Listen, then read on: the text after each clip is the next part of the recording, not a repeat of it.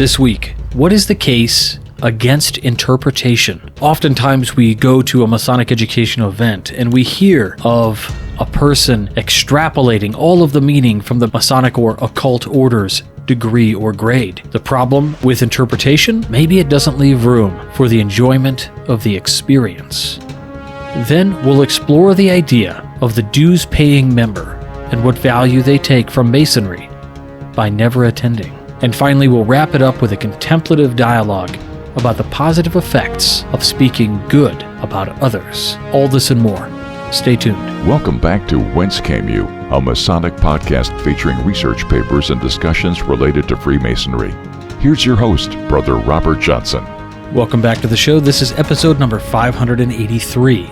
I want to thank our contributors, fellows, producers, and legacy partners for assisting in bringing this show to all those who are interested in the quote-unquote royal art. If you're interested in supporting this program, head on over to wcypodcast.com, click on support the show, and check out the various ways that you can help support us.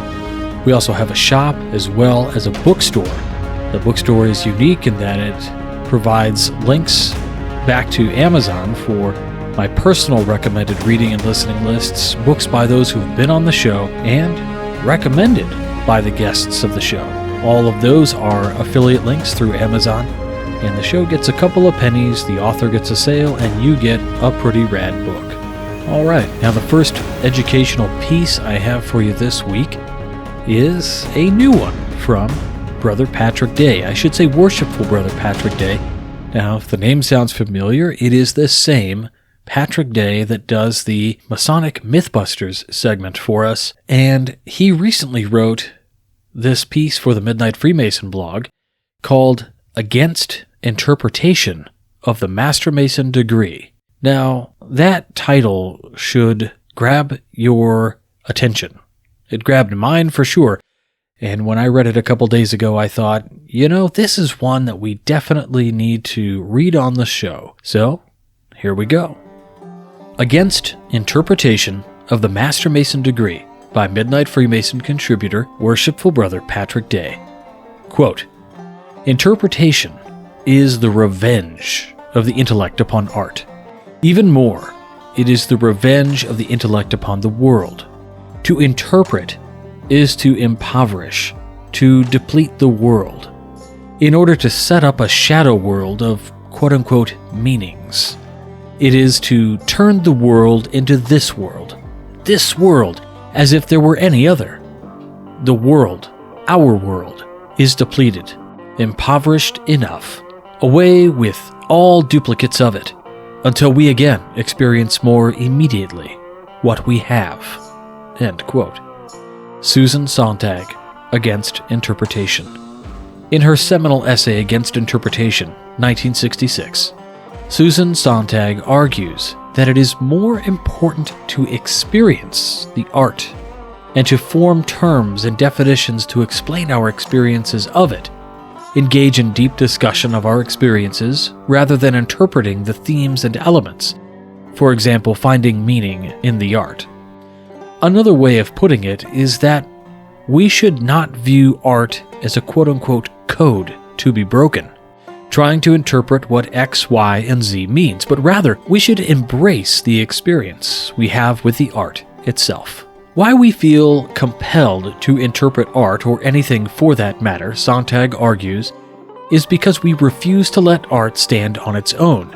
It must be justified to exist.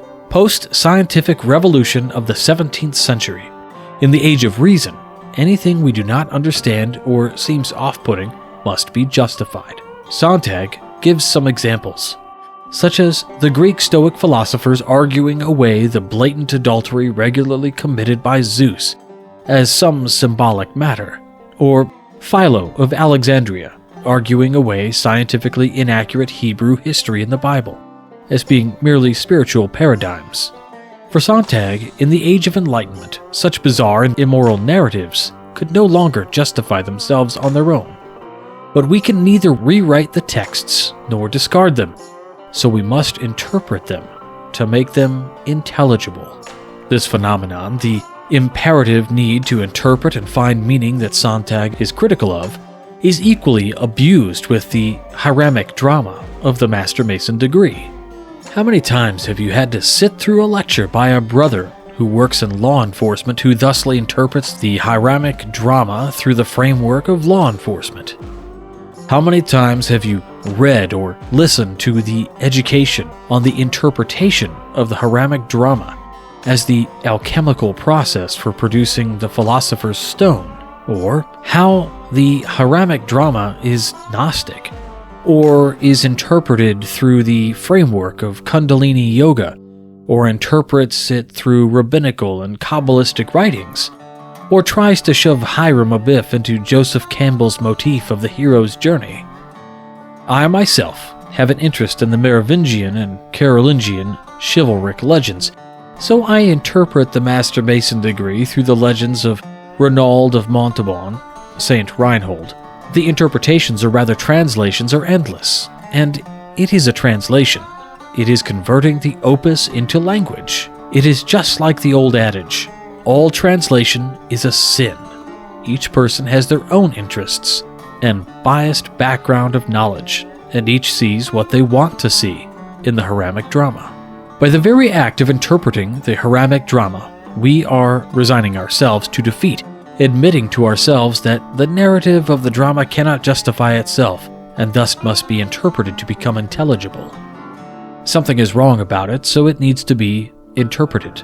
For instance, the names of the ruffians are peculiar. Their names are almost Hebrew, similar to the brothers of Tubal-Cain, Jubal and Jabal. Yet they have non-Hebrew suffixes, a, o, This has been interpreted as evoking the in Hinduism, and the proliferation of interpretations from that are excessive.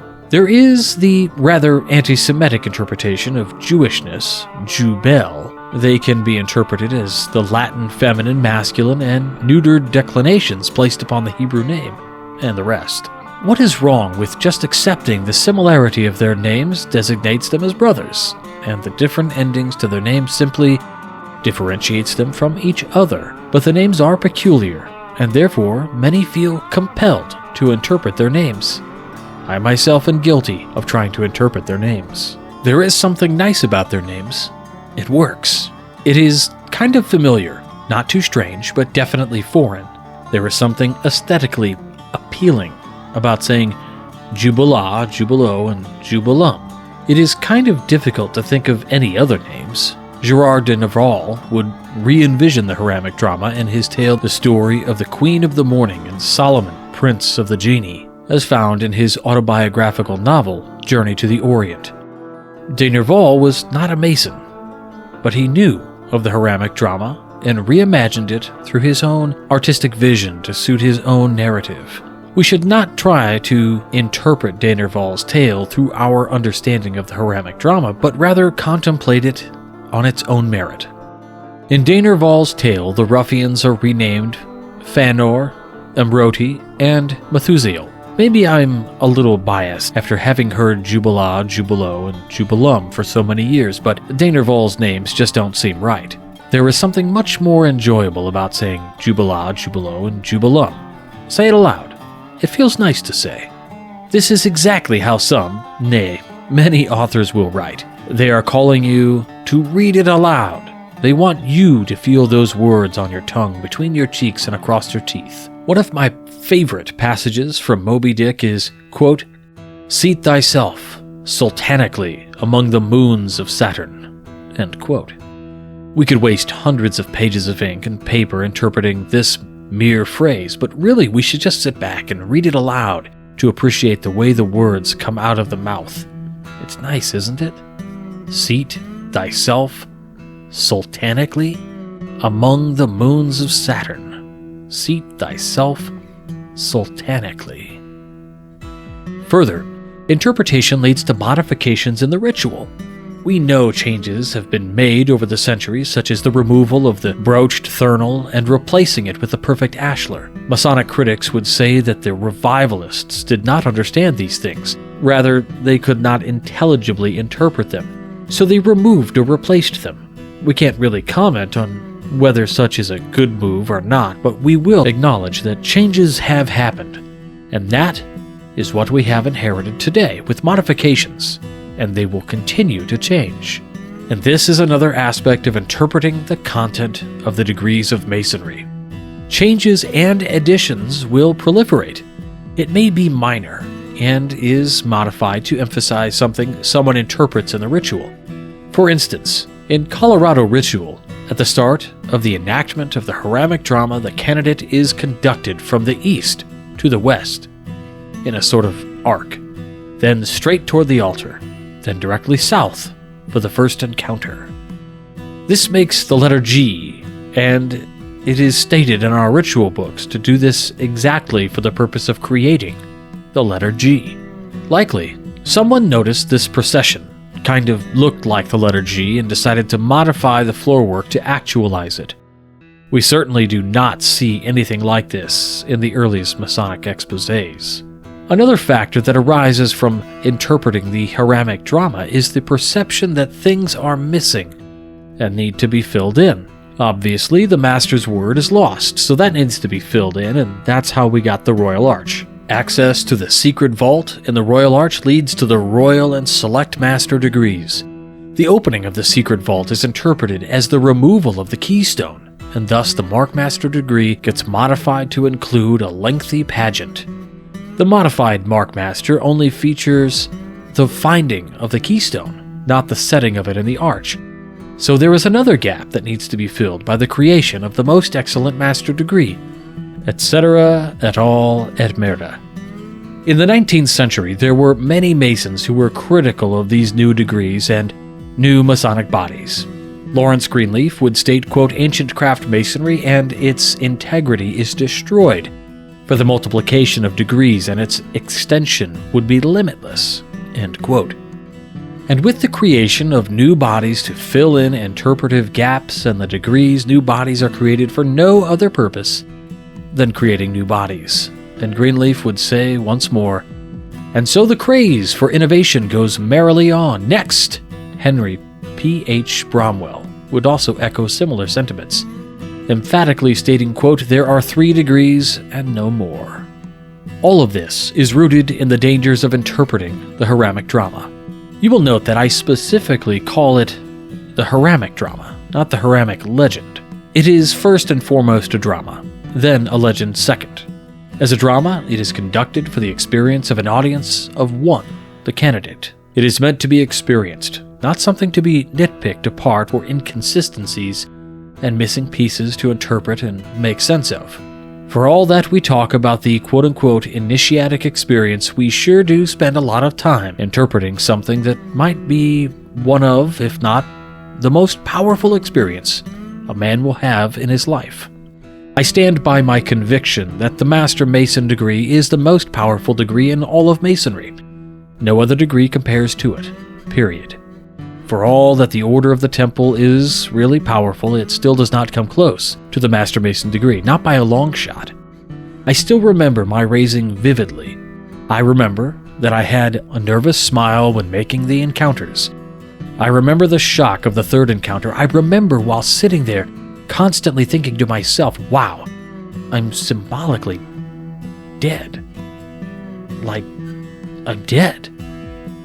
I remember how heightened my sense of sound was, being blindfolded, feeling the floor stomped on, hearing voices calling around the room. It is the most intense and most powerful experience I have personally been through, and I have been to 6 Slayer concerts. That is what makes these so-called higher degrees deceptive. They present themselves as more Masonry, and after such a powerful experience as the Master Mason degree, we think we will get more, even something greater than the 3rd degree, and it is such a letdown. The experience of the Hiramic drama is what makes it powerful, not the interpretation, and the subsequent infilling of so-called missing parts. Why continue to denigrate the most powerful experience a Mason will have in their life with a plethora of experiences that always seem to come up short? Let us do as Susan Sontag advises. Let us just experience it. Let us stop trying to make sense of some things and just be present in the moment and have a heightened awareness of our own reactions to what is occurring. Not that one can no longer interpret what is happening to them during the third degree, what they perceive and understand about it, especially if it is contributing and even enhancing their experience of the degree. However, I would very seriously be curious to see an intensive study on the varieties of experiences Masons have had in the Masonic degrees, similar in categorization and exploration as William James did in his varieties of religious experience. Perhaps when we actually talk about quote-unquote initiatic experience, we can actually just focus on our inner experiences, our ineffable and numinous experiences, rather than just using it as a springboard for interpreting the third degree. Patrick M. Day, Past Master, Nevada Lodge Number 4, in the ghost town of Nevadaville, Colorado. Well, I certainly enjoyed this piece from Patrick. Now, there was a portion of this piece where you may have heard me say a little bit of Latin, and if that last piece sounds like what you think it is, you are correct. How was your experience within the third degree? Is it possible to talk about this without, say, spoiling things for any one man who is on his way to achieving the third degree? If you have the words to do so, I encourage you to do it on our Facebook group, the Craftsman Plus, and I look forward to reading what you have there. Next up, interestingly enough, this is regarding a Facebook post that I found to be very interesting. There were a number of responses to this post, and this was a question that was posed on the Masonic Facebook group for the Grand Lodge of Kansas. Right Worshipful Brother Alex Powers, director of the Kansas Lodge of Research, asked a question, and he says, if you do not regularly participate in a lodge, rite, body, etc., what do you feel is the value in maintaining said membership? This question was intense because it almost seems to say, hey, if you're not going to be here, you probably shouldn't even be a member. And yet, I contacted Brother S. Brad Drew, who is a past everything in Kentucky, and I asked Brad, can I read his response on the show? And he said, sure thing, thanks for asking. And so his response to this question, again, if you do not regularly participate in a lodge, rite, body, etc., what do you feel is the value in maintaining said membership? Brad Drew, quote, oh, I'll play, hear me out. I was extremely active for the first 10 years of membership. Served as a master, DDGM, an appointed Grand Lodge officer, and more recently as chair of our Grand Lodge Education Committee. The past year, I've stopped attending 80% of quote-unquote normal Blue Lodge meetings and functions. I also demitted from York Rite in 2021 and may also demit from my Scottish Rite in the coming year. Again, no value to me. Why? Because my Blue Lodge is no longer offering what they sold me on when I joined, and my Masonic interests have dramatically shifted. I get more out of self-study and traveling, attending outside jurisdictional meetings and events than I do from my own lodge or Grand Lodge. Does my Blue Lodge have the highest dues in my jurisdiction? Yep. Do I pay them every year? Yep. Now, to answer your question, why the hell would I do that? I like to think of my Blue Lodge membership like the Planet Fitness Black Card. With that card, you can travel anywhere in the United States and use a Planet Fitness gym without hiccup or issue. For one dues price, I can travel and legally sit in a lodge anywhere I want. I can attend tiled, closed meetings because I have my dues card and get more out of my dues than just attending my Blue Lodge, which again isn't giving me what I want. Now, why don't I leave my Blue Lodge and find one that gives me what I want or is cheaper? Because I do enjoy my Blue Lodge and what we offer, and selfishly, I get to link myself to the success that my Blue Lodge receives. Plus, unfortunately, there are too many crappy lodges around that I have no interest in joining another. Long answer, but some additional insight. The TLDR, the perk to keep paying dues is I can attend lodge and lodge events anywhere I want, legally. What an interesting response.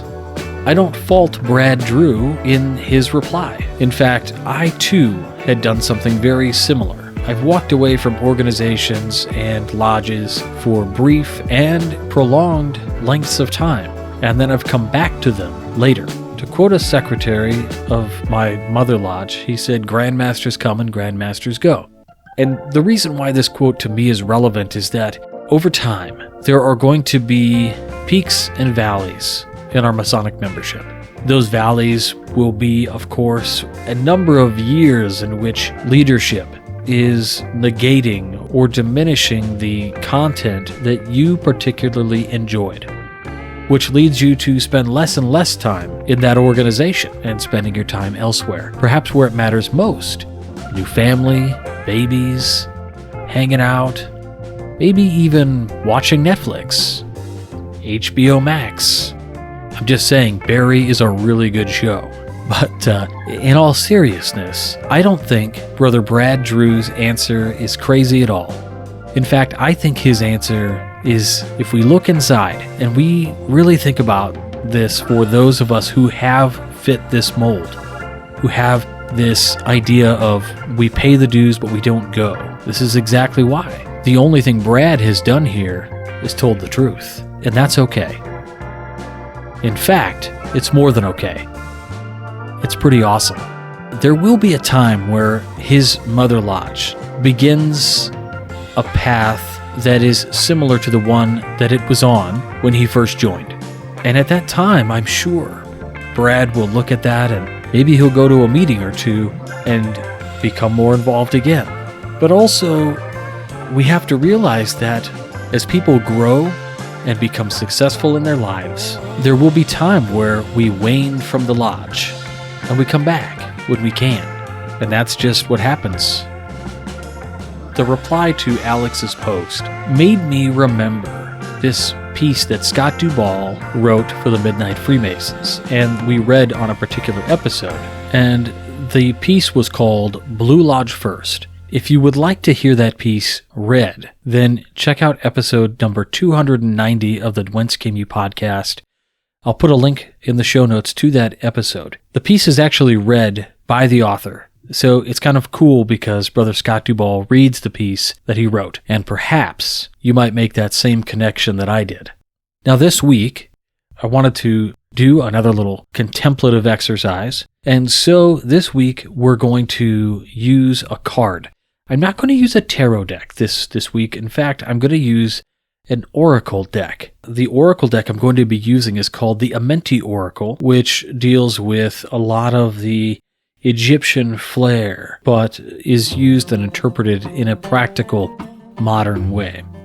Now, for those of you who might be joining us for the first time or haven't heard us do one of these contemplative exercises with a tarot card or an oracle deck, this is not a Masonic practice in that this is a tool that is outside the Masonic toolbox, quote unquote. What is absolutely Masonic about this is using a scenario to kind of assist you in inner work, in looking at what we can pull in terms of a meaning from a card, which has a prescribed meaning. And the nice part about that is we don't always put ourselves in the situations that a card might tell us about. We don't have the luxury of looking internally in this way, so sometimes we need an outside influence to help us look through a different lens that we may have never considered. And so in this way, we're going to use the Amenti Oracle right now.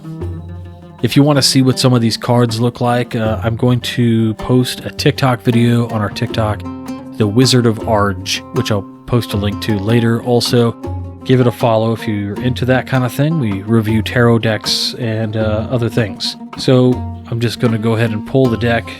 This is a 42 card oracle deck. Now, there's a big difference between Oracle and Tarot decks. If you're curious on that, check out the video we did on TikTok about the differences between those two types of decks. So I'm just going to kind of pull these out here. I'm going to give them a quick shuffle. If you're interested in this deck, I'll put a link to it where you can purchase it in the show notes as well. Mix up here. Cards are really cool looking. I like the neon kind of effect they have.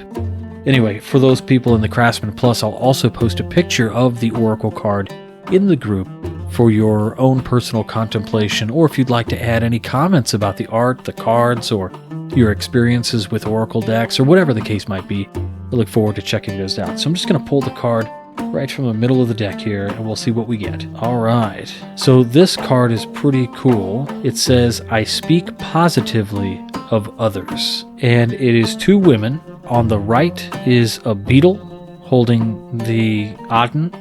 On the left is the feather, right? Presumably lighter than the heart feather. So I'll post a picture of this in the Craftsman Plus group, but I will also read you what the book says about this particular card. So in the index, it calls this card number 17. We will move over to card number 17 in the book. Quote, "I create as I speak," is the vague interpretation of abracadabra, a magical word with synonymous in mystery and mysticism. Students of esoteric philosophy may find themselves familiar with the sacred nature of the word and the role that sound and vibration play in creation. Edgar Cayce once stated, "The mind is the builder, but the word perhaps is the designer." In the book Initiation, Human and Solar by Alice A. Bailey, the power of words is perceived to be fivefold, and that each word has varying creative degrees within its essence. They possess color, tone, form, energy, or activity, and the nature of the ensouling life, self-consciousness, or unconscious God, man, or diva. When applying an ideal, such as "I speak positively of others," one may turn to this philosophy. Looking at the words you weave as a series of soundscapes that shape perception and erect the architecture in which your house, your reality. In speaking positively of others, you acknowledge the connection between yourself and the other. Your projection is a reflection, and by honoring each soul as a mirror, as a spirit of the all, through your words, you remain in harmony, in perpetual balance with creation.